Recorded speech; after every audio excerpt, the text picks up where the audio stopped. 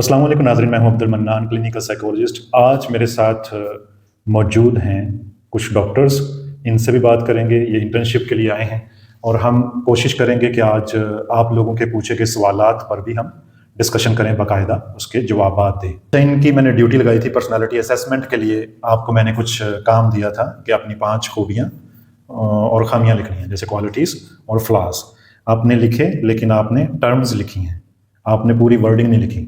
ये चीज़ मैं इसलिए शामिल करूँगा क्योंकि जब हम पर्सनालिटी असेसमेंट करते हैं तो हम अपने क्लाइंट से कहते हैं कि ये करके दो, वो करके दो।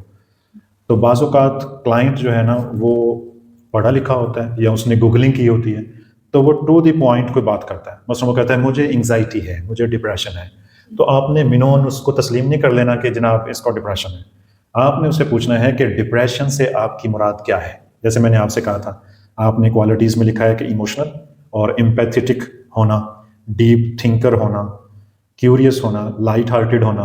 अब हर चीज़, अगर मेरे क्लाइंट ने, अगर मैं अपने क्लाइंट की असेसमेंट कर रहा हूँ, पर्सनालिटी असेसमेंट, तो अगर मैंने उसे ये काम दिया है कि अपनी 5 खूबियाँ लिखो और वो इस तरह लिखे, तो हम उससे प्रॉब आउट करेंगे। हम उससे पूछेंगे अच्छा इमोशनल होने से क्या मुराद है। ये नहीं है कि हम नालायक हैं, हमें पता ही नहीं इमोशनल। यहाँ पे लिखा हो एंशियस पर्सनालिटी कि मैं एंशियस हूँ, तो हम फिर भी पूछेंगे एंशियस से आपकी क्या मुराद है। इसे कहेंगे ओपन एंडेड क्वेश्चंस। मैं आपको असेसमेंट अभी सिखा रहा हूँ कि जब भी हम अपने क्लाइंट की असेसमेंट करेंगे तो उसको मौका देंगे कि वो अपनी बात आप तक पहुंचा सके। ठीक है, उसको हम ओपन एंडेड क्वेश्चंस देंगे ताकि वो अपनी बात आप तक पहुंचा सके। जब हमारा क्लाइंट अपनी बात आप तक पहुंचाना चाहेगा, तब 2-3 चीजें होंगी। नंबर 1, कैथारसिस होगा, आउटलेट ऑफ इमोशंस। ये बहुत ज़रूरी होता है किसी भी थेराप्यूटिक अलाइंस में या थेरेपी सेशन में।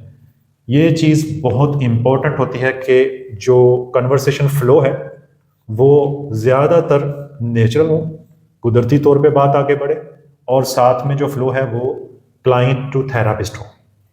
Got it? हम ये भी पूछ सकते हैं ना कि आप अपनी रियल लाइफ में से कोई एग्जांपल दे दें कि किस तरह आप कहते हैं कि आप एंशियस हैं या आप में ये क्वालिटी है और ये फ्लॉज है, तो उसकी कोई एग्जांपल अपनी रियल लाइफ में से दें जो आपके साथ बिल्कुल बिल्कुल पूछेंगे, लेकिन जो कन्वर्सेशन फ्लो है वो नेचुरल रहना चाहिए। बाज़ औक़ात जब हम डायरेक्टली चीज़ें पूछते हैं तो हमारा क्लाइंट डिफेंसिव हो जाता है, उसको लगता है कि मैं क्यों इसे बताऊं।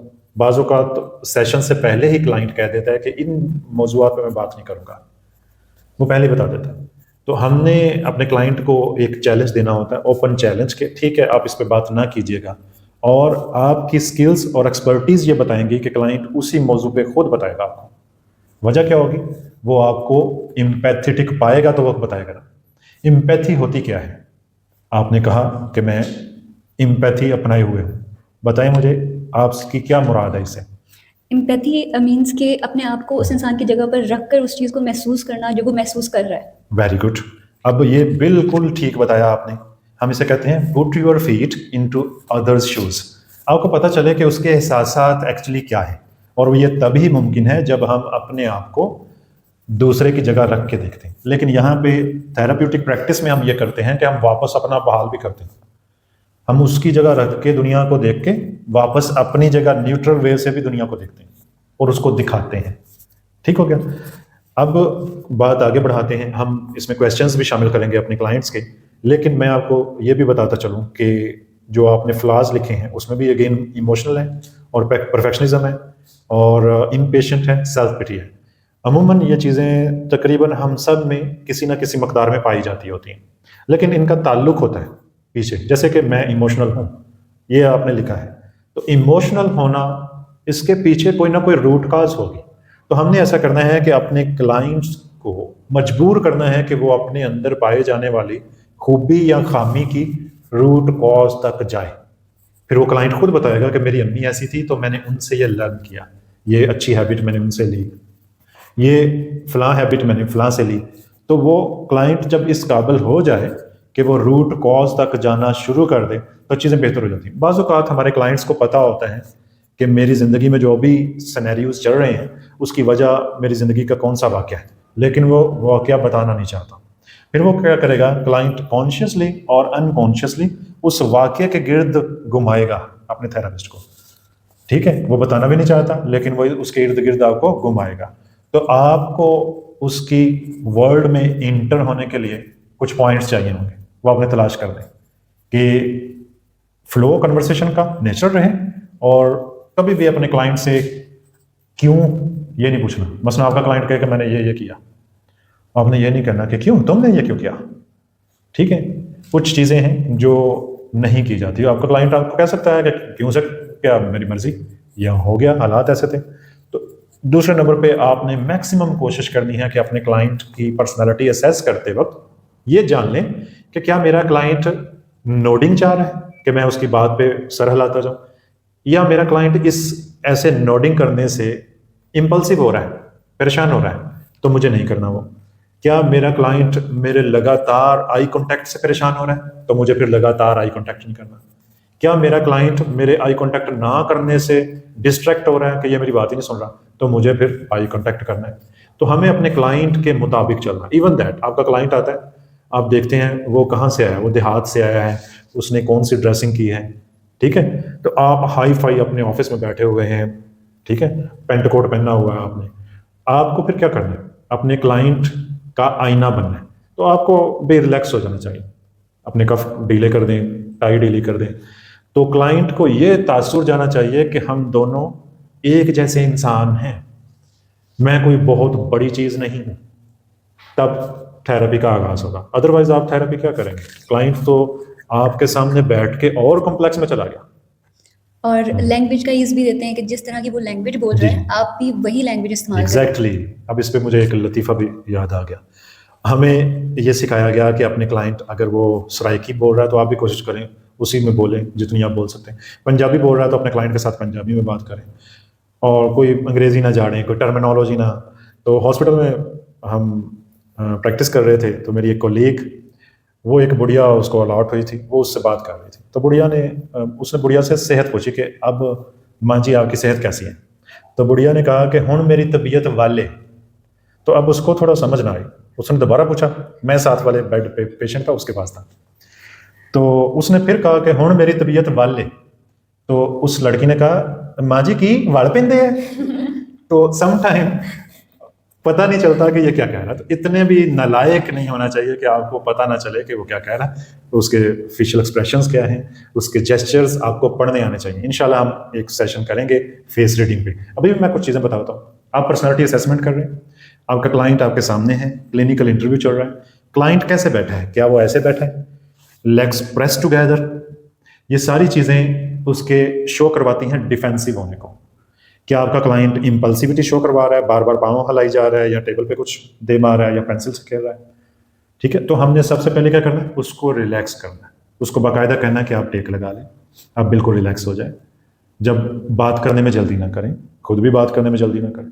तो बाज़ औक़ात ये चीज़ें कारगर होती हैं, लेकिन इंडिविजुअल टू इंडिविजुअल वेरी करती हैं। लास्ट टाइम ये साथ वाला मेरा ऑफिस था, तो एक क्लाइंट हमारे पास आई, OCD था, सवेयर किस्म का उनको, तो उनके हस्बैंड भी साथ थे। तो वो अपने हस्बैंड से बार बार माफ़ी मांग रही थी। हस्बैंड तंग आया हुआ था कि मुझसे माफ़ी ना मांगो, वो उल्टा बोल रहा था उसको कि दफ़ा करो ना करो बहुत। मैं उसको, उसके हस्बैंड को रिलैक्स कर रहा था, मेरे ऑफिस में ये सारा कुछ हो रहा, तो वो बात सुनने की पोजीशन में नहीं थी। तो हमने फैसला किया कि इनको नीचे AC रूम में बैठाते हैं, कुछ देर अल्प्राजोलम असर करेगी, कुछ थोड़ा सा ये रिलैक्स होंगी, फिर इनको सेशन देंगे। तो जब उनको नीचे ले जाया गया, तो एक जो मेरी क्लाइंट ऑलरेडी टोकन लेके बैठी हुई थी, इंतज़ार कर रही थी, उसको पता चला अच्छा ये डॉक्टर साहब आ रहे हैं और ये इस मरीज़ के साथ साथ आ रहे हैं। तो उस मरीज़ की कंडीशन थोड़ी सी, तो उस मरीज़ ने देखा, मुझे भी देखा, उस मरीज़ को भी देखा। अब उसका जहन पहले ही, हर किसी की अपनी एक इलनेस है जिसको लेके वो आया, नफसियाती मसला है, तो वो डर गई। उसने सोचा कि इस डॉक्टर ने इसको कुछ किया है जो इतनी है, इसकी बुरी हालत है। उसका कंसेप्ट बन गया ना मेरे लिए। फिर वो मेरे ऑफिस में है, उसका बैठने का अंदाज भी डरा हुआ, साथ उसका हस्बैंड भी था और उसकी बहन भी थी। तो मैं उसको रिलैक्स किया, बिल्कुल रिलैक्स हो गई। मैंने कहा कि वो मरीज़ को देख के आप परेशान हुई? उसने कहा। तो मैंने कहा कि वो कोई बात नहीं, आप बैठो रिलैक्स। अच्छा, बिल्कुल जब सारे रिलैक्स हो गए, तो मैंने हल्का सा वो दराज जो है ना वो खोला फाइल निकालने के लिए, तो वो खड़ी होगी, उसने कहा पिस्टल निकालने लगे। तो बाज़ औक़ात हमारा क्लाइंट कभी भी पैनिक कर सकता है, कभी भी उलझ सकता है। उसकी ज़हनी कैफियत पे डिपेंड करता है, उसके पर्सनल एक्सपीरियंसेस पे डिपेंड कर रहा होता है। एक हमारी क्लाइंट, उसकी ज़िंदगी बहुत मुश्किल गुजरी, तो उसकी जो ज़िंदगी है उसमें कुछ ट्रॉमास रहे, कोई सेक्सुअल अब्यूज़ भी रहा, तो वो आई है आके ऑफिस में, वो दीवार के साथ हैंड्स अप, मैं देख रहा हूँ, मैं कह रहा हूँ बैठ जाएं, तो वो मुझे कह रही है आप मेरा रेप करना चाहते हैं। अब तो सम टाइम क्लाइंट को पता नहीं चल रहा होता, तो सेंस ऑफ ह्यूमर भी काम आता है कि आप मुझे ऑफर कर रहे हैं या मेरे से डर रहे हैं। तो इस तरह मैंने उनको रिलैक्स किया, बैठाया। बाद में पता चलता है कि ज़िंदगी में कुछ ऐसे ट्रॉमास गुजरे जिसकी वजह से वो क्लाइंट ऐसे। तो बताने का मकसद ये है कि आपको हर तरह के क्लाइंट मिलेंगे, बहुत सीवियर कंडीशन में भी होंगे, बहुत नॉर्मल कंडीशन में भी होंगे। तो आपको अपना आप कायम रखना होगा, ठीक है? ना क्लाइंट को जज करना है और ना ही अपने आप को एक मार्जिन देते रहना है कि मैं पता नहीं सही कर रही हूँ, गलत कर रही हूँ, डाउटफुल होके ऐसा नहीं करना। Got it? चलें, अब कोई क्वेश्चन है तो पूछें। सर कुछ क्लाइंट्स होते हैं जो अग्रेसिव बहुत ज़्यादा होते हैं, बिल्कुल। और ये भी होता है कि बाज़ दफ़ा वो कोई चीज़ उनको मिल जाए आसपास कहीं, वो उठा के थेरेपिस्ट को मारने की कोशिश भी करते हैं। उस सिचुएशन में क्या किया जाना चाहिए? इस पे भी मुझे बहुत से एक्सपीरियंसेस हैं याद आ रहे हैं। एक ना डिस्टेंस मेंटेन करना होता है, हमारा और हमारे क्लाइंट का एक खास डिस्टेंस होना चाहिए, और आपके टेबल पे कोई ऐसा हथियार नहीं पड़ा होना चाहिए कि वो दे मारे, ठीक है? हमारे ऑफिस में आप आए तो वहाँ पे ऐसी कोई चीज़ नहीं होगी, और वो मुनासिब डिस्टेंस होना चाहिए, बहुत ही करीब भी नहीं, बहुत दूर भी नहीं, एक खासकर आपकी जो थप्पड़ है वो पहुँच ना सके उसका, क्लाइंट का। तो ये चीज़ें मेंटेन करनी होगी। हॉस्पिटल में थे, DHQ में, तो मेरी एक कोलीग, वो बहुत ही ज़्यादा, जब नया नया कोई सीखता है काम तो वो कहता है कि मैं बहुत ही एम्पैथेटिक वे से, मोहब्बत से, तो वो एक खातून को ना बड़ी मोहब्बत से उसके बिल्कुल करीब होके उसको बड़ी पोलाइटली ना उसे पूछ रही है, उसने फिर मारा उसे उल्टे हाथ का थप्पड़, वो जाके गिरी। तो पेशेंट से कोई बैद नहीं वो कब क्या कर दें, ठीक है? उसकी कंडीशन कैसी है ये तो हम नहीं जानते, तो इसलिए ये सारी चीज़ों का ख्याल रखना पड़ता है कि पेशेंट अग्रेसिव है तो उससे कैसे निपटना है, कैसे उसके साथ सेशन होगा, किस कंडीशन में सेशन होगा। जब वो गुस्से की हालत में है तब तो सेशन पॉसिबल ही नहीं है। तो ये सारी चीज़ें, बाज़ औक़ात आपकी किसी बात से वो गुस्से में आ सकता है, तो आपको अपने नर्व्स मजबूत रखने होंगे, और आपके जो फेशियल एक्सप्रेशंस हैं ना वो डरे हों, ना वो डराने वाले हों, कि हाँ, और जो उसके इमोशन है वो रिफ्लेक्ट हों। कल जैसे पिछले सेशन में मैंने आपको बताया था, एग्जांपल दी थी कि मेरा पेशेंट जो है वो जिस इमोशनल जोन में है, मैंने भी उसी इमोशनल जोन में उसे सुनना है, तभी ही उसको रिलीफ मिलेगा, ठीक है? और वो बहुत ही संजीदा और पर्सनल बात अपनी शेयर कर रहा है, और मैं आगे से मुस्कुरा के देख रहा हूँ, फिर क्या हुआ? तो ये बिल्कुल गलत अप्रोच होगी, ये एम्पैथेटिक वे ऑफ लिसनिंग नहीं होगा। Got it?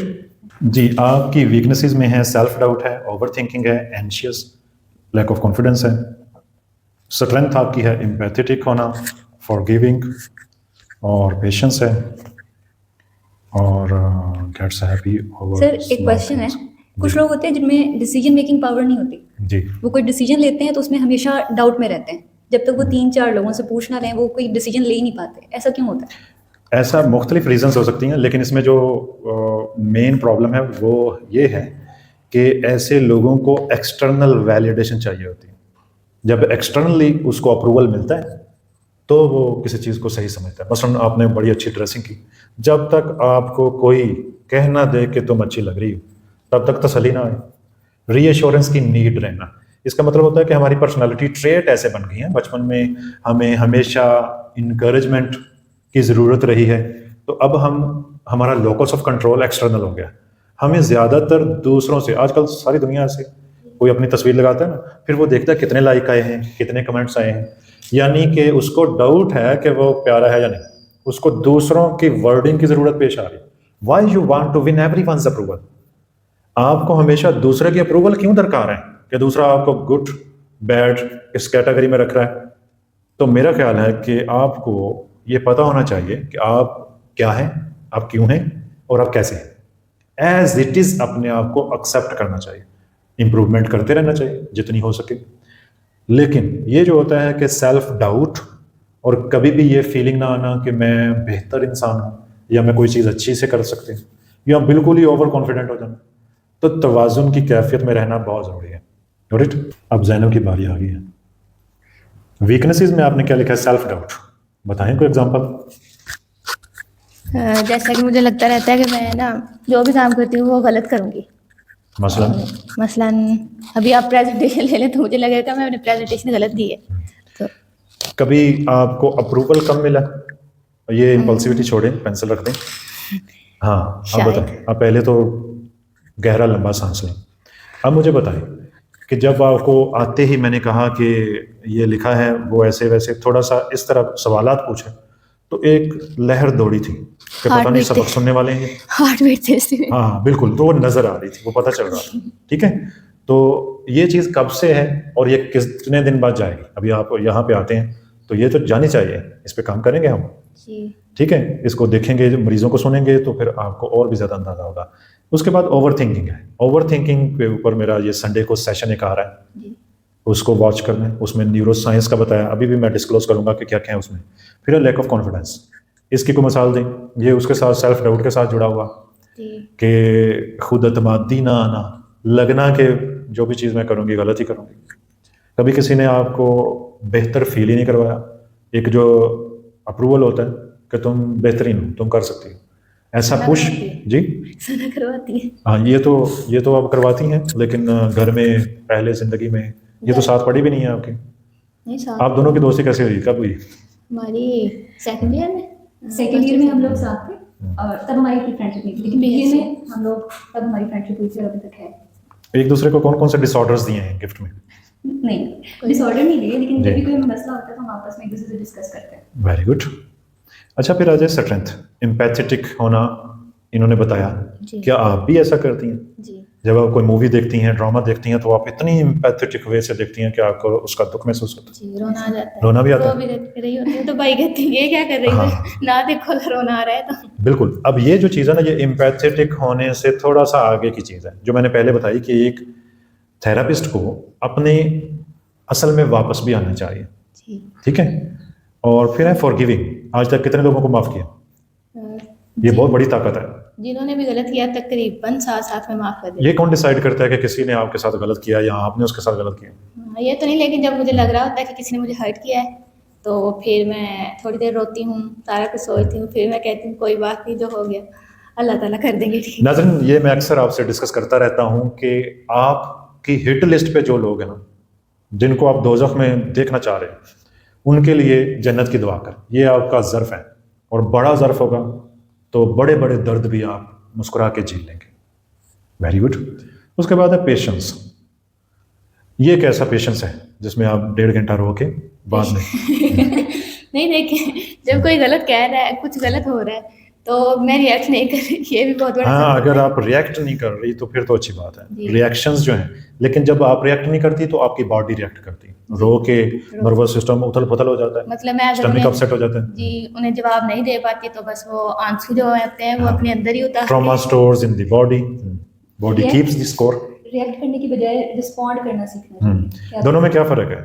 रिएक्ट मतलब ये कि आप फौरन एग्रेशन में आने की बजाय कोई पॉजिटिव वे देखें कि आप किस तरह से अपनी बात क्लियर कर सकते हैं। इसकी बाकायदा प्रैक्टिस करना पड़ती है। आपको पता है न्यूरो साइंस इस बारे में क्या कहती है? रिएक्टिविटी लिम्बिक सिस्टम और अमिगडाला की तरफ से आती है।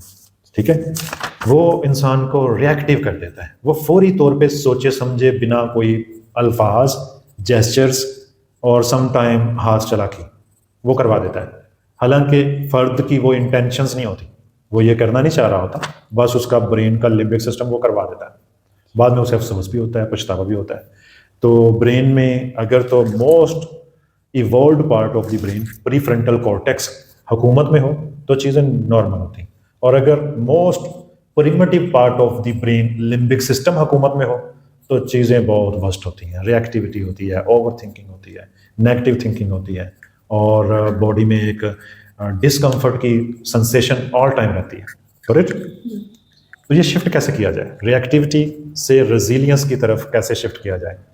पॉजिटिव अफर्मेशन से, लिख के। जब हम लिखते हैं, जब हम अपने नेमलेस फियर्स को नेम देना शुरू करते हैं कि एक्चुअली मुझे कौन सी चीज़ हर्ट की, फलां ने मुझे क्या बोला, तो मुझे क्यों इतना हर्ट हुआ, तो जब आप वो सोच के वो लिख लेते हैं तो आपका प्रीफ्रंटल कॉर्टेक्स एक्टिवेट होना शुरू हो जाता है। तो जब भी ऐसा सिनेरियो हो, सिचुएशन हो, आप चीज़ों को लिखा करें, अपने वो फियर्स, वो अननोन फियर्स जिनकी कोई समझ नहीं बन रही, उनको लिखा करें। अच्छा, ये एक पॉइंट और रह गया gets happy over small things, आपने ये लिखा है कि आप छोटी छोटी बातों पे खुश हो जाती हैं, ऐसे ही है? आपका मतलब यही है? ये भी एक बहुत सुपर पावर है, ठीक है। एक चीज होती है हेडोनिक पॉइंट, कि इंसान अपनी प्लेयर अपनी खुशी का लेवल खुद सेट करता है। कुछ लोग अपना प्लेयर पॉइंट खुशी का लेवल बहुत ऊंचा सेट करके ना खुश रहते हैं, ठीक है। कुछ लोग बहुत कम सेट करके जरा जरा सी छोटी छोटी बात पे खुश होते हैं, सेलिब्रेट करते हैं, एंजॉय करते हैं। अब क्या करना चाहिए? जिन लोगों ने बहुत ऊपर लेवल सेट किया होता है, उनको बहुत ही चीजें अच्छी हो जाए, फिर भी वो उसको मिनिमाइज करके देखते हैं कि लो बस ये 2 गाड़ियां 4 होनी चाहिए, उनको वो 2 गाड़ियां सुख नहीं दे रही, ठीक है। और दूसरा बंदा, उसको एक टाइम का अच्छा खाना मिल गया, वो उस पर शुक्र अल्हम्दुलिल्लाह, ग्रेटिट्यूड वाली जो फीलिंग है वो आ रही होती है। तो इससे हमने क्या सीखा? हेडोनिज्म, ठीक है। हेडोनिक पॉइंट, आपका प्लेयर का एक लेवल वो नजर में रखना है आपने, कि वो मैंने कहीं ऊपर तो नहीं सेट कर दिया कि मुझे कभी खुशी नहीं होती। बड़ी से बड़ी चीज़ अक्सर मेरे क्लाइंट्स कहते हैं, लोग ईद पे खुश होते हैं, नए लिबास खरीदते हैं, कपड़े, मुझे कोई चीज़ भी खुशी नहीं देती। तो ये चीज़ भी देखनी है कि क्या आपने अपने खुशी का पॉइंट किसी एक फर्द को तो नहीं मुकर्रर कर दिया कि वो नहीं तो सब कुछ नहीं, वो है ऑल और नन, वो है तो सब कुछ है। तो अगर आप ऐसा कर रहे हैं तो आप रिजिड थिंकिंग में जा रहे हैं, इससे आपको फ्लेक्सिबिलिटी में आना चाहिए। और सर कुछ लोग ऐसे भी होते हैं जो कहते हैं कि मैं बहुत सैड हूँ अंदर से, और मुझे कोई इंसान चाहिए जो मेरी ज़िंदगी में आए और फिर मैं जो हूँ खुश हो जाऊँगा। अपनी खुशी को किसी दूसरे इंसान से रिलेट कर देता हूँ। और मेरा पर्सनल ओपिनियन ये है कि जब तक आप खुद अपने अंदर से सैडनेस खत्म नहीं करेंगे, कोई दूसरा इंसान आपको खुश नहीं कर सकता। आपकी जो सैडनेस है वो जो आपकी लाइफ में पार्टनर आएगा उसको भी सैड कर देगी। अभी एक रिसर्च हुई है कि वो लोग जो डिप्रेस होते हैं, अगर उनका कोई पेट है ना तो वो भी डिप्रेस हो जाता है। हमारे पेट हमारा आईना होते हैं। अब जरा सोचो कि ये कितनी, जो आपने बात कही कि आपका जो पार्टनर होगा वो भी आपके साथ रह के डिप्रेस हो जाएगा, ठीक है।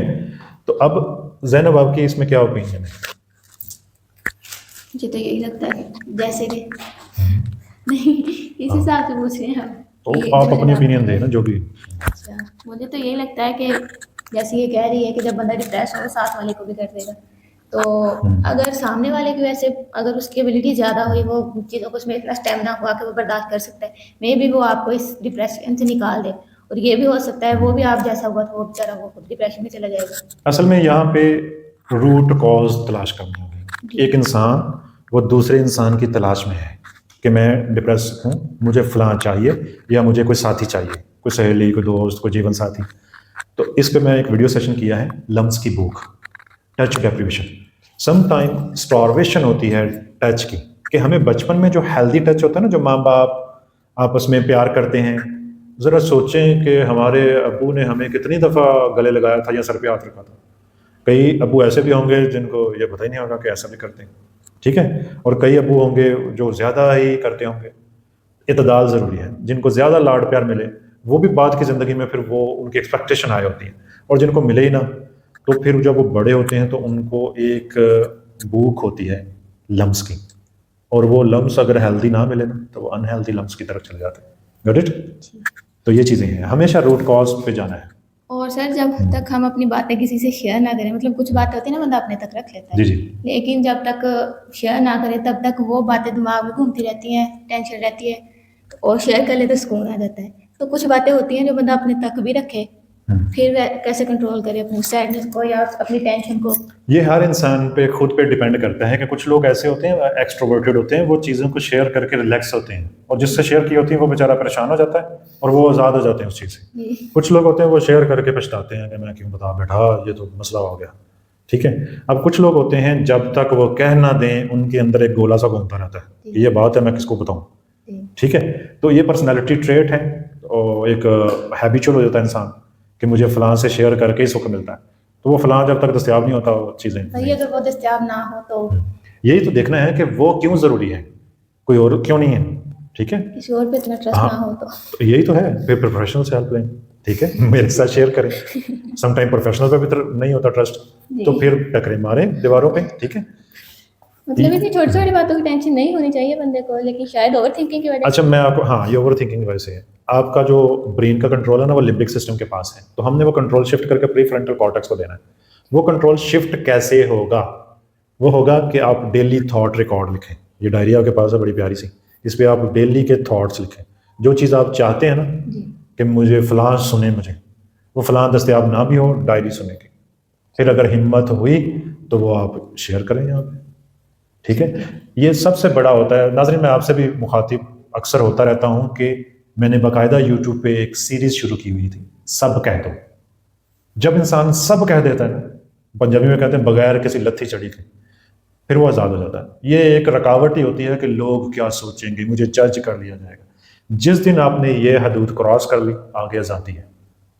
बस ये आपकी सोच आपको महदूद रखती है।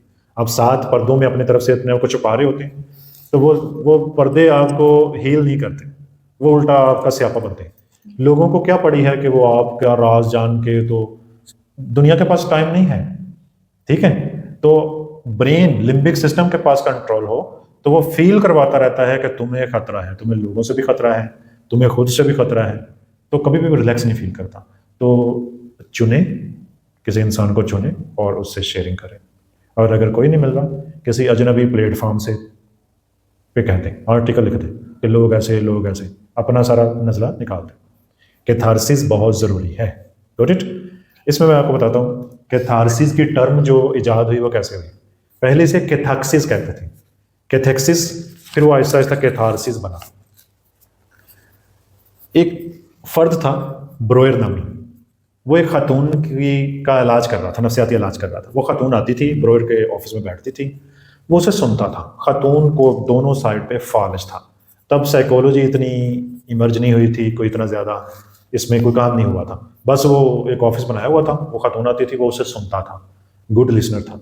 खातून दुनिया जहान की बातें कर देती थी। नंबर 1, आप भी सुन लें, अनफिनिश्ड बिजनेस, ये क्या होते हैं मैं बताता हूँ। नंबर 2, अनएक्सेप्टेबल विशेस, ऐसी ख्वाहिशात जो कि अनएक्सेप्टेबल है, सोशली एक्सेप्टेबल ही नहीं है, जो हम छुपा के रखते हैं, जिस पे हमें डर होता है जज किया जाएगा। आप अपने जहन पे गौर करें, कितनी ऐसी ख्वाहिशात होंगी जो मजहब इजाज़त नहीं देता, ये कोई सुनेगा तो क्या सोचेगा, है ना। तो थेरापिस्ट के साथ वो सारा शेयर करना होता है। थेरापिस्ट जज नहीं करता, थेरापिस्ट के पास करोड़ों लोगों के राज होते हैं, गॉट इट। किसी को अगर हील करना है तो वो सारा सुनना पड़ता है। अब क्या हुआ, ब्रोयर उसको बैठाता, उसे सुनता। अब वो खातून ओपनली सारा कुछ डिस्कस करती। वो एक और चीज़, 2 चीज़ें मैंने बताई, कौन कौन सी? नालायक स्टूडेंट्स, गुड लिसनर तो है ही नहीं इसमें। आपने बताया है अनफिनिश्ड बिजनेस बताया था मैंने, और विशेस जो एक्सेप्टेबल अनएक्सेप्टेबल विशेस या डिजायर्स, अनफुलफिल्ड डिजायर्स, ऐसी ख्वाहिशात जो पूरी नहीं हुई, चाहे वो जायज़ है चाहे वो नाजायज़ है, दोनों, ठीक है। नेक्स्ट पॉइंट फिर भूल गया, जो याद आया था, दोबारा सोचते हैं। अनएक्सेप्टेबल विशेस और वो अब जो मैंने बात की थी अनफिनिश्ड बिजनेस की, वो तमाम अधूरी ख्वाहिशें हैं। मसलन किसी पे प्यार आया था, कह नहीं सके, किसी पे गुस्सा आया था, थप्पड़ नहीं मार सके।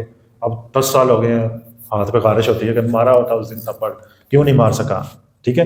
तो वो भी एक तरह का वो बन जाएगा, आपकी बीमारी का हिस्सा बन जाएगा। वो खातून आती, वो ब्रोयर के साथ 18+ गुफ्तगू करती, जो भी जिंदगी की उलझने, फैंटेसीज आ गया ज़हन में, ठीक है। वो तमन्ना है जो बंदा ऐसे ही सोचता रहता है, ठीक है। वो किसी से शेयर तो नहीं ना करता, वो बहुत सी हो सकती है, वो सेक्सुअल भी हो सकती है, किसी तरह की हो सकती है, वो भी आपकी सेहत के ऊपर मैटर कर रही होती है। अब वो सुनता, बिना जज किए उसे सुनता, और वो किसी बात पे ऐसे एक्सप्रेशन ना करता कि हैं ये, बिल्कुल ऐसे सुनता जैसे ये मैं रोज ही करता हूँ जो तुम बता रही हो। यानी किसी चीज़ से ऐसा तासुर नहीं जाता जो जजमेंट हो, जिस पे ऐसे चौंक जाए या ऐसे हो जाए। तो फिर एक दिन ऐसा हुआ कि उस खातून ने कहा, अच्छा उसका एक साइड का फालिज खत्म हो गया, सिर्फ आउटलेट ऑफ इमोशन से, fantasies, unfulfilled desires, unacceptable wishes, ये सिगमंड फ्राइड के अप्रोच है। वो सारा कुछ कह देता था। अभी सिगमंड फ्राइड बीच में नहीं आया, सिगमंड फ्राइड से पहले की ये बात है। आप जरा ये सोचें, अब ये सोचें कि एक इंसान का जहन फालिज कैसे होता है, पैरालाइज इंसान कैसे होता है। आपको पता है राइट हेमिस्फीयर लेफ्ट बॉडी को कंट्रोल करता है, लेफ्ट हेमिस्फीयर राइट बॉडी को कंट्रोल करता है।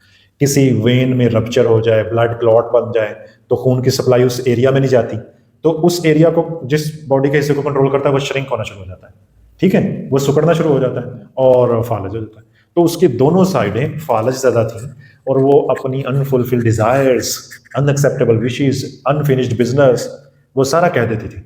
ऐसा कहने से उसकी खून की नालियां, जिसको आर्टरीज कहते हैं वो ओपन हो गई, वो डायलाइट कर गई, उसका एक साइड का फाली ठीक हो गया। ज़रा सोचें थेरेपी कैसे काम करती है। अब फिर क्या हुआ, अब फिर उसने खातून ने आगे बढ़ती गई, हर तरह की बात करती थी। उसने उसे एक दिन कहा कि मैं तुम्हारे बच्चे की माँ बनने वाली हूँ। वो बेचारा बड़ा अच्छा थेरेपिस्ट था, लेकिन ये सुन के उसके तोते उड़ गए कि ये तो पॉसिबल ही नहीं, ये क्या मेरे को इल्ज़ाम लगा दिया। तो वो भागा भागा अपने दोस्त सिगमंड फ्राइड के पास गया। सिगमंड फ्राइड उन दिनों में ईल नामी एक फिश पे काम कर रहा था, उसको बड़ा इंटरेस्ट पैदा हुआ। उसने कहा उसे मुझे रेफर कर दो, वो बैठना शुरू हो गया और वो खातून को नीम दराज कर लेता, ठीक है, एक कोच पे, और उसके सर की जानिब बैठ जाता। यहाँ पे फीमेल का सर है, यहाँ वो बैठ जाता और उसे कहता ऊपर को देखते हुए तुम जो भी जहन में आता ना, तुम्हारे जहन में कुछ भी आता वो कहती जाओ, और कुछ पॉइंट नोट करता रहता। Got it? अगर ऐसे बैठ के करेंगे हो सकता है क्लाइंट थोड़ा सा हेजिटेट करे, कुछ चीज़ें छुपा लें, तो वो कला में घूरते हुए, इसको उर्दू में कहते हैं आज़ाद तलाज़ुम, इंग्लिश में कहते हैं फ्री एसोसिएशन, ठीक है, से it what comes in your mind, कहते जाओ जो भी तुम्हारे जहन में आता है। तो वो फिर सारा कुछ कह देती थी, उसका फालिज ठीक हो गया। ये चीज़ आप सोचें कि थेरेपी में आपने यूज़ करनी होती है। आपका क्लाइंट फौरी तौर पे रिलीफ फील करे, आपकी वीडियो देख के, आपकी गुफ्तगू सुन के, आपसे अपना दुख कह के। मेरे कुछ क्लाइंट्स ऐसे हैं जो मुझे खत लिखते हैं अपनी डायरी में, लेकिन इस तरह मुखातिब होके कि जैसे मैं वो पढ़ूंगा, और मैं पढ़ता भी हूँ, ठीक है। तो आपका क्लाइंट चाहे 7 समंदर पार बैठा है, वो ये महसूस करे कि मैं इस शख्स के बिल्कुल रूबरू इसके सामने बैठा हूँ, गॉट इट? और फिर एक एहसास हो कि ये सुन रहा है, ना सिर्फ सुन रहा है बल्कि समझ भी रहा है। फिर होता है असल ट्रीटमेंट, गॉट इट? कैथारसिस का समझ आया, जो आपने बात शुरू की थी कि किसी से कह देना। बहुत से लोग यूट्यूब वीडियोस के नीचे कमेंट्स भी कर रहे हैं कि मैं ये चीज़ नहीं बताना चाहती, मैं बस ऐसे ही ठीक हो जाऊंगी, मैं अल्लाह उसको बात कर लेती। अल्लाह से आप बात करें, अल्लाह से मदद मांगें, ठीक है। वो मुझे एक लतीफ़ा याद आ गया, एक इंसान था, वो समंदर में लहरों की नज़र हो गया और उसने दुआ की कि या अल्लाह मुझे बचाओ। अल्लाह ताला ने एक कश्ती भेजी, ठीक है। वो कश्ती वालों ने कहा कि आ जाओ, वो कहता ना ना अल्लाह ताला मुझे बचाएगा। कश्ती वालों ने बड़ी कोशिश की, नहीं माना चलेगा। एक और कश्ती है, उन्होंने भी ऐसे ही, उसने कहा नहीं मेरा अल्लाह ताला से राता है, बात हो रही है, अल्लाह ताला बचाएंगे। तीसरी आई, उसको भी उसने ठुकरा दिया, पहुंच गया अल्लाह की अदालत में। गिला किया उसने कि मुझे बचाया क्यों नहीं। अल्लाह ताला ने कहा कि हमने 3 कश्तियां भेजी, ठीक है, तुम डैश बैठे। तो ये चीज़ जो है कि इंसान थेरेपिस्ट के पास जाए, प्रोफेशनल हेल्प ले, इलाज ले, पहले ऊँट को बांधो फिर अल्लाह तवक्कुल करो, है ना ये हुक्म। तो हम क्या करते हैं, हम कुछ नॉवेल्स पढ़ते हैं उमैर अहमद के, और हम समझते हैं कि ये थेरेपी हो गई है मेरी, हम एक ऊंचे लेवल पे पहुंच जाते हैं। आप मुस्कुराइए, इसका मतलब है आपने भी पढ़े होंगे। मेरे पास अभी मैक्सिमम फीमेल हैं, अनमैरिड फीमेल, जो वो नावल पढ़ के उनको प्रॉब्लम हुआ। हालांकि वो नावल ताकत दे रहे हैं, मोटिवेट कर रहे हैं, लेकिन बीमारियों को मोटिवेशन नहीं चाहिए होती। बताएं मुझे कौन सी मोटिवेशन ओसीडी का इलाज कर देगी, ठीक है। वो नॉवल अल्लाह के साथ आपका कनेक्शन बिल्ड कर भी रहे होते हैं, साथ में सालार भी दिखा रहे होते हैं। कोई आएगा घोड़े पे सवार होके और फिर वो मुझे ले जाएगा और जिंदगी जन्नत बन जाएगी। सर मेरा एक क्वेश्चन है, अभी कंट्रोवर्सी चल रही है एक, अभी रिसेंटली सोशल मीडिया पे भी शायद आपने देखी हो कि एक सेलिब्रिटी है, उसने ये कहा है कि डिप्रेशन और नमाज जो है वो अलग अलग चीज़ें हैं। ये नहीं कि नमाज इंपॉर्टेंट नहीं है, नमाज इंपॉर्टेंट है, पढ़नी चाहिए, लेकिन अगर आपको डिप्रेशन है तो आपको किसी थेरेपिस्ट के पास जाना चाहिए। उस पर बहुत सारे लोगों के बहुत सारे कमेंट्स आए। कोई कह रहा है कि जो नमाज़ पढ़ते हैं, नमाज और अल्लाह के साथ जो कनेक्शन है वो हर चीज़ का हल है, और बहुत सारे लोग कह रहे हैं कि उस लड़की ने ठीक कहा है। मेरी जो राय है वो ये है कि जब आप फॉर एग्जांपल अगर आपको जॉब चाहिए, आप घर बैठ के सिर्फ दुआ तो नहीं करते रहेंगे, आप जाएंगे कहीं पे अप्लाई करेंगे, अपनी सीवी देंगे, उसके बाद इंटरव्यू कर, तब जाके आपको जॉब लगेगी। आपकी क्या राय है कि आया सिर्फ नमाज ज़रूरी है या फिर थेरेपिस्ट के पास जाना भी ज़रूरी है? ज़ैनब आप भी राय दें, फिर मैं बताता हूँ। इसके ऊपर मैंने यूट्यूब पे बाकायदा एक आर्टिकल लिखा है, तो मुझे ऐसा लगता है कि उस आर्टिकल की लोगों को समझ नहीं आई होगी, तो आपने अच्छा किया, इसको बात करेंगे आप जी। सर देखिए, वसीले तो अल्लाह ताला ने कहा है ना, वसीले अल्लाह पाक बनाते हैं, तो वो भी तो अल्लाह ताला के भेजे हुए होते हैं ना। तो ठीक है, मतलब नमाज पढ़नी चाहिए ना, ये नहीं कि नमाज नहीं पढ़नी चाहिए, लेकिन इलाज का तो हुजूर पाक ने भी कहा दवा और शिफा दोनों चीज़ें ज़रूरी हैं। तो मेरे लिहाज से उसका पॉइंट ऑफ व्यू ठीक था। अगर वो बिल्कुल कह रही है कि बिल्कुल नहीं नमाज पढ़नी चाहिए, वो बात गलत होगी। मैं आपको बताता हूँ उस लड़की से गलती कहाँ पे हुई। उससे गलती हुई उसके अंदाजे बयान से। आपको याद है डॉक्टर जाकिर नाइक पाकिस्तान आए थे, एक लड़की ने सवाल पूछा था, तो उस लड़की को डांट पिला दी थी डॉक्टर जाकिर नाइक ने, ठीक है। वो डांट क्यों पिलाई थी? वो अपनी जगह सही थे, लड़की अपनी जगह सही थी। मैं उसको भी बताऊंगा आपको, अगर आपके जहन में हो वो सवाल, अगर नहीं है तो मैं बताऊंगा। पहले इस पे आते हैं। उसने कहा कि थेरेपिस्ट भी कहता है नमाज पढ़ो नमाज पढ़ो नमाज पढ़ो, उसका अंदाज जो था ना वो इंसल्टिंग था, ठीक है। अब बहुत से लाइफ कोच बन के यूट्यूब पे मौजूद हैं जो बहुत अच्छा काम कर रहे हैं, नमाज रोजे की तलकीन करते हैं, लेकिन जैसे मैं कहता हूं कि बताएं मुझे OCD को कौन सी मोटिवेशन ठीक कर देगी? बताएं मुझे कि जब अल्लाह ताला ने आपको एक बीमारी दे दी है, आपके जहन के केमिकल्स जो हैं उतार चढ़ाव आ गया है। यहाँ पे एक और वैलिड पॉइंट है कि इंसान ज़्यादातर नफसियाती मसाइल में क्यों जाता है, कब जाता है, ठीक है। मेडिकली उसके उतार चढ़ाव आते हैं केमिकल्स में, न्यूरोट्रांसमीटर्स में। अल्लाह से दूरी कितनी मैटर करती है, ठीक है। इस तरह तो फिर सारे काफर जो हैं वो सारे बीमार हों। काफर, अब जब देखें हम गोरे क्या करते हैं, वो दिन किसी के साथ गुजार रहे हैं, रात किसी के साथ गुजार। हमारा यहाँ पे एक जवान थोड़ा सा कुछ गलत कर लेता है तो उसको इतना गिल्ट आता है, उसको तो फौरी तौर पे सिम्टम्स आना शुरू हो जाती हैं। असल चीज़ है गिल्ट, ईमान की अलामत, नदामत। अल्लाह ताला वो सिग्नल देता है कि जनाब संभल जाओ संभल जाओ, ठीक है। उनको भी संभलने के सिग्नल्स मिलते हैं, वो भी संभल जाते हैं समटाइम, ठीक है। आज मुझे ज़्यादातर वीडियोज़ ऐसी शो हुई हैं अंग्रेज़ों की लड़कियों की जो अपनी ज़िंदगी से मुतमन नहीं है, जो रो रही हैं, अपनी उम्र बता रही हैं कि मैं 15 साल से डेटिंग में हूँ, अभी मैं 28 साल की हो गई हूँ, मैंने ज़िंदगी में कुछ भी नहीं कमाया और मैं ये फजूल है, सारी दुनिया फजूल है। उनको अब किस चीज़ की ज़रूरत है? उनको थेरेपी भी मिल रही है, वहाँ पे थेरेपी भी असर नहीं कर रही। उनको थेरेपी मिल रही है बेहतरीन, असर ही नहीं कर रही। उनकी ज़िंदगी में अल्लाह ताला नहीं है, ठीक है। अब बहुत से ऐसे ममालिक हैं जहाँ पे किसी चीज़ को पूजा जाता है, माना जाता है, कोई बिलीफ हो तो इंसान का दिमाग थोड़ा सा सुकून में रहता है, चाहे वो पत्थर कोई कर रहा है, ठीक है। तो जब कोई बिलीव ही ना हो, शुक्र बेमहार हो, तो फिर मसाइल आते हैं। Got it? तो आपकी बात दुरुस्त है कि जब किसी की टांग टूटती है, किसी को शुगर होती है, दवाई लेता है, केमिकल्स बैलेंस होते हैं, टांग को मरम्मत करवाता है, ठीक है। तो नमाज जो पढ़ना है, अल्लाह ताला भी कहते हैं नमाज पढ़ो, नमाज और दुआ से मदद हासिल करो। तो आपको वसीले पे भरोसा नहीं होना चाहिए कि थेरेपिस्ट पास जाऊंगी, इलाज होगा तो शिफा आएगी, नमाज क्या करेगी? नहीं, बिलीव ये होना चाहिए कि सारी की सारी हीलिंग, सारा का सारा सिस्टम अल्लाह के पास है, और मैं पहले अल्लाह से रजू करूं, साथ में मैं फिर वसीले इख्तियार करूं। हम क्या करते हैं? वसीले पे भरोसा करते हैं, जैसे उस लड़की ने कह दिया ना, उसने वसीले को हाईलाइट कर दिया, ठीक है। तो हमें करना क्या है? हमें निजात के मंबा यानी अल्लाह ताला, उसको सोच के सारी चीजें करनी है इस दुनिया में। क्या समझ मेरी बात? इसकी और मिसाल ज़हन में आती कोई कि जब हम एक हदीस का मफ़हूम है, अब जूती का तस्मा भी टूट जाए तो भी अल्लाह से मांगो, ठीक है। अब जैसे वो कश्ती वाला है, कश्ती वाला आके बचा रहा है, अल्लाह ताला खुद वहां से आके उसको बचाते हैं। अल्लाह ने किसी को वसीला बनाना ना। मैं एक पढ़ रहा था एक लेटर, उसका नाम भूल गया, ईरान का कोई वाकया पुराना, वो म्यूजियम में लेटर पढ़ा। एक लड़का था, उस बेचारे को कूड़ा चुनना पड़ता था, वहां से वो कीमती चीजें निकाल के बेचता था यहाँ। तो एक दिन उसके जहन में एक कीला आया कि अल्लाह, मैंने तो यही पढ़ा है, सुना है कि राजी का तू, मेरे रिस्क का बंदोबस्त तेरे सर है, तो फिर मेरा ये क्या चल रहा है? तो उसने सोचा मैं अल्लाह को लेटर लिखूंगा। उसने अल्लाह को लेटर लिखा, उसने कुछ चीज़ें डिमांड की दुनिया में कि एक अच्छी सी बीवी होनी चाहिए, अच्छा सा घर, एक बाग, उसने कुछ चीज़ें लिखी। फिर उसने सोचा कि अब मैं करूँ क्या, लेटर कहाँ? उसने कहा मस्जिद अल्लाह का घर होती है, मस्जिद की छत पे रख देता हूँ। उसने रख दिया, आ गया वो अपने काम पे। अब बादशाह का वहाँ से गुजर हुआ, हवा चली, बादशाह के वो फेस पे वो गिरा लेटर, बादशाह ने वो पढ़ा। बादशाह शिकार पे जा रहा था, उसने शिकार कैंसिल किया, उसने उस लड़के को बुलाया। उसने कहा लड़के, तुमने अल्लाह को ख़त लिखा, अल्लाह ने वो ख़त हम तक पहुँचा दिया, और जो भी चीज़ें तुम्हें इस लेटर में वो सारी प्रोवाइड की। अब इसमें तवक्कुल है। पिछले दिनों मैं एक वीडियो देख रहा था, जब तुर्की में जल्जला आया, एक मस्जिद के अंदर एक कारी साहब पढ़ रहे हैं और बच्चों को पढ़ा रहे हैं, जल्जला आया, सारे ऐसे देख रहे हैं कि अच्छा जल्जला आया। थोड़ी देर भांपा, एक लड़का सजदे में चला गया, कारी साहब भी सजदे में चले गए, एक लड़का और था वो भी सजदे में चला गया। अब पाकिस्तानी वर्जन ऑफ इस्लाम कहता है कि मस्जिद से निकलो निकलो, कह रहा है। बिलीव सिस्टम क्या कह रहा है कि ये जल्जला किसकी तरफ से? अल्लाह की तरफ से। और सजदे में जाके, अब कोई भी कह सकता है बेवकूफ़ उधर ही सजदे में पड़ गए, बाहर आते कह सकता है ना कोई। ये आपके बिलीव पे डिपेंड करता है कि आपने अल्लाह से गुमान कैसा रखा है कि अगर मरूंगा सजदे में मरूंगा, अल्लाह ने बचाना हुआ बचा लेगा, ठीक है।